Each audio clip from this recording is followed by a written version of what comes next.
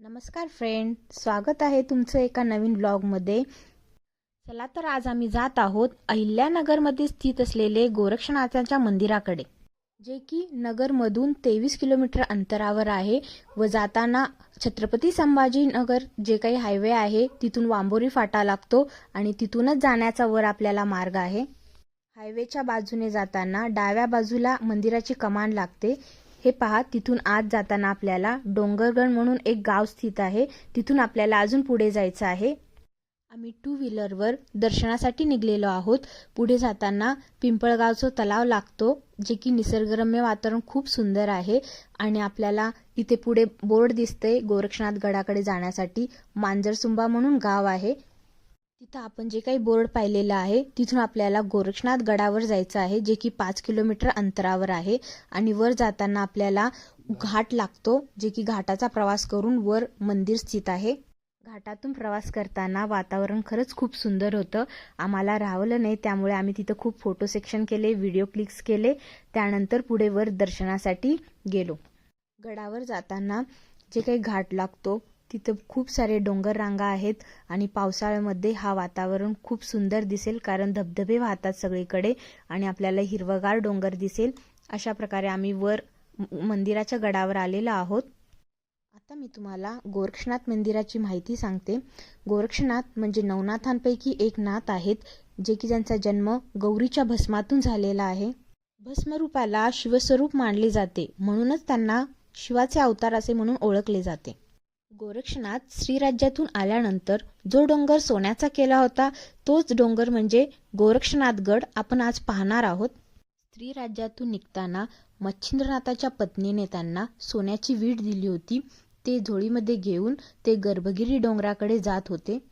गर्भगिरी डोंगराकडे जाताना घनदाट अरण्य होतं, तिथून जाताना मच्छिंद्रनाथ खूप चिंतेत होते।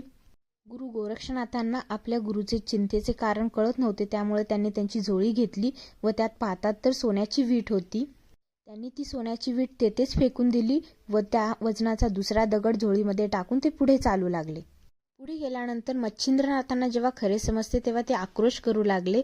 त्यावेळेस गोरक्षनाथ त्यांना सांगतात की आपण संन्यासी आहोत, आपल्यासाठी मोह काहीच कामाचा नाही। गुरु गोरक्षनाथांनी त्यांच्याकडे असलेल्या सिद्धी प्राप्त होते, त्यामुळे जो काही गर्भगिरी डोंगर होता तो सोन्याचा केला। कारण मच्छिंद्रनाथांना तिथे गोरक्षनाथ गडावर अन्नदान करायचं होतं, त्यामुळे ते सोन्याची वीट सांभाळून ठेवत होते, त्यामुळे डोंगरच सोन्याचा करून टाकला। हे पहा, वर डोंगरावर हे गुरु गोरक्षनाथांचं मंदिर आहे, जे आपण पाहतो आहोत आणि आता त्याचं खूप सुंदर प्रकारे जीर्णोद्धार केलेला आहे। मंदिराचा परिसर खूपच सुंदर आहे आणि आपल्याला मनाला शांतता व उल्हास देणारा आहे। आत आपण पाहिल्यानंतर जे मेन मंदिर आहे आणि आत जे देव आहे ते काळ्या पाषाणाची मूर्ती आहे।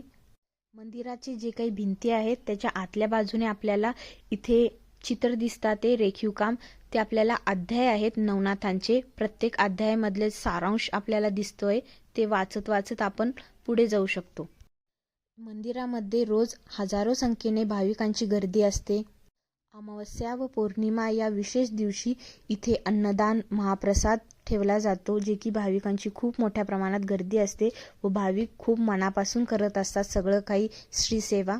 भिंतींवर जे काही इथं कोरीव काम दिसत आहे तेच नवनाथ अध्यायांमधले प्रत्येक अध्याय आहेत। हे पहा, मेन मूर्ती आहे जी की काळ्या पाषाणाची आहे, अगदी सुंदर आहे, आपल्याला मन प्रसन्न करणारी आहे।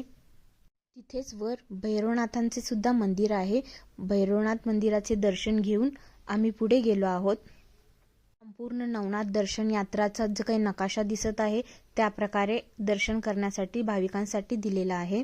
इथे मंदिराचा परिसर खूप स्वच्छ आहे व खूप सुंदर आहे।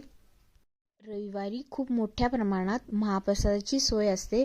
ज्याला इच्छुक जे काही भाविक असतात त्यांना तिथे अन्नदान करायचं असतं, ते अन्नदान करत असतात। आम्ही तिथे महाप्रसाद ग्रहण केला व पुढे अजून दर्शनासाठी गेलोत। मंदिराच्या वरच्या बाजूने खाली खूप सुंदर प्रकारे डोंगर रांगा आणि जी काही शेती वगैरे भाग आहे, निसर्गरम्य वातावरण खूप सुंदर दिसतं। आम्ही तो सुद्धा व्हिडिओमध्ये कॅप्चर केला, फोटो क्लिक केले। तिथे वर प्राणी वगैरे सुद्धा दिसतात आपल्याला। आम्हाला तिथे एक वानर दिसला होता, जे की झाडावर बसलेले होते। आपल्याला वर जे काही मंदिराचा परिसर आहे तिथे औदुंबराचे झाड, अजून आंब्याचे झाड, अजून वेगवेगळ्या प्रकारची झाडे दिसतील. आम्ही दर्शन करून झाल्यानंतर खाली परतीच्या प्रवासाला निघालो. खाली आम्ही दर्शन करून गेल्यानंतर जे काही पायऱ्या दिसतात ते पायऱ्यावरून खाली गेल्यानंतर लहान मुलांना व फॅमिलीसाठी गार्डनची सोय केलेली आहे. खूप सुंदर गार्डन आहे. हे पहा, इथे खूप सुंदर गार्डन आहे आणि आपल्याला दिसत आहे वातावरण खरंच खूप शांत आहे. संध्याकाळच्या वेळेला इथे लहान मुलांची खूप गर्दी असते गार्डनमध्ये. आता खूप ऊन दिसते, त्यामुळे इथे कोण जास्त भाविक नाही दिसत आहे. तुम्ही तुमच्या फॅमिलीसोबत जेव्हा दर्शनासाठी याल गोरक्षनाथ गडावर, त्यावेळेस दर्शनासाठी तुम्हाला 1-1.5 घंटा लागेल व त्यानंतर तुमचा जो काही वेळ आहे तो महाप्रसादानंतर इथे गार्डन वगैरे फोटो सेक्शनमध्येच जाईल. कारण पूर्ण वन डे तरी तुम्हाला इथेच एन्जॉय करता येईल.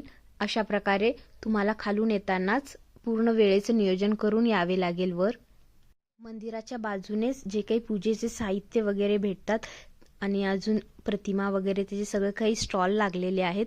तुम्ही इथून खरेदी करून वर घेऊन जाऊ शकता. आपल्या घरी सुद्धा प्रसाद वगैरे नेऊ शकता. आणि तिथून खाली आल्यानंतर तुम्हाला इथं गोशाळा दिसेल, जे की खूप सारे गाय इथे दिसतात. ही मंदिराच्या संस्थांची गोशाळा आहे. भरपूर गाया इथे पाळलेल्या आहेत आणि ते खूप उत्तम प्रकारे गायांना सांभाळतात. त्यांना योग्य पद्धतीने चारा वगैरे त्यांची जे काही संरक्षण करायचं कार्य करतात. जाताना पुढे पिंपळगावचा तलाव लागतो. तिथे आम्ही तलावाचा खूप छान आनंद घेतला, फोटो सेक्शन केले व घरी गेलो.